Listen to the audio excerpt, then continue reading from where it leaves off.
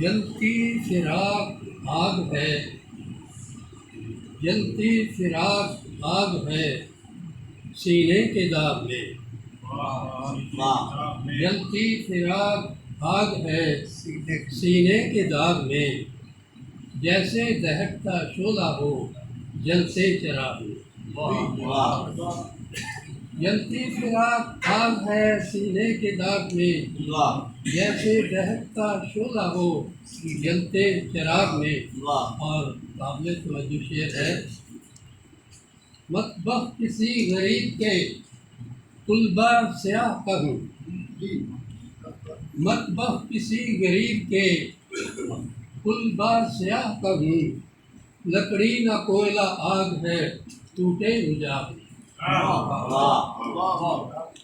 مطبخ کسی غریب کے طلبہ سیاہ کا ہوں، لکڑی نہ کوئلہ آگ ہے ٹوٹے حجاب میں۔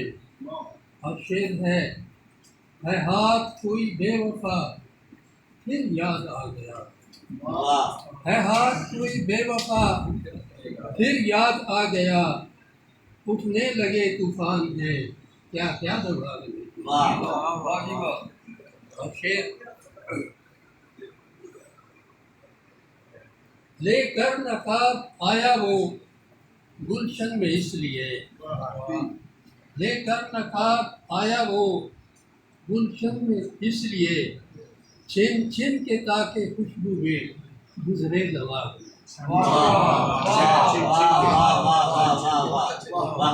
لے کر نقاب آیا وہ گلشن میں اس لیے، چھن چھن کے تاکہ خوشبو بھی گزرے دماغ میں۔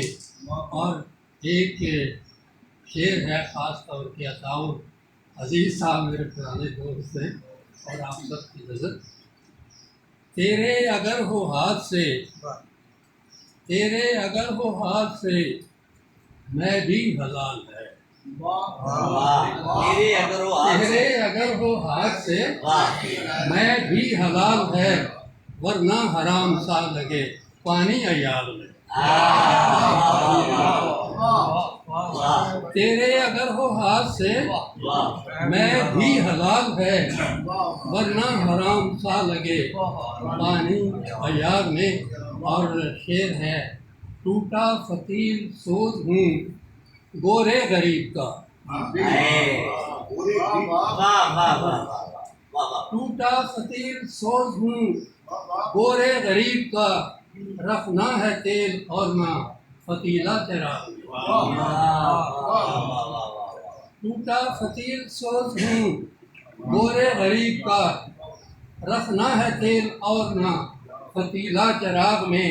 اور شعر ہے سر ایک ٹیکنیکل ہے، خاص کر کے یہ تعمیر سکون میں نے 3 سال پہلے پوری دنیا میں یہ اپلوڈ کی ہوئی ہے، تو لاہور سے باہر کے باہر ملکوں سے بھی کچھ دوست لوگ سوال کرتے ہیں کہ آپ ہمیں شعریت کا کچھ معنی بتائیں، کیونکہ شعریت بہت ایک وسیع معنی رکھتی ہے، کوئی ایک جملے میں تو بتائی نہیں جا سکتی۔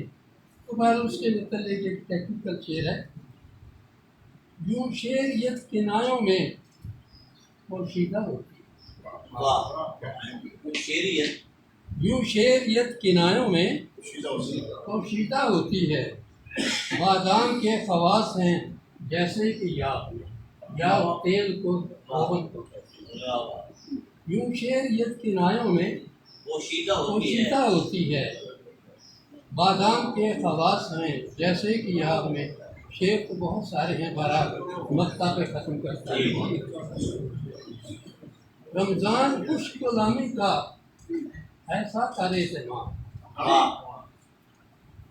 رمضان خوش کلامی کا ایسا کر اہتمام، کوئل کی سی مٹھاس پیدا ہو ذات میں۔ رمضان خوش کلامی کا ایسا کر اہتمام، کوئل کی سی مٹھاس، کوئل کی سی مٹھاس پیدا ہو ذات میں۔ جلتی فراق آگ ہے سینے کے داغ میں، جیسے دہکتا شعلہ ہو جلتے چراغ۔ یہ تھی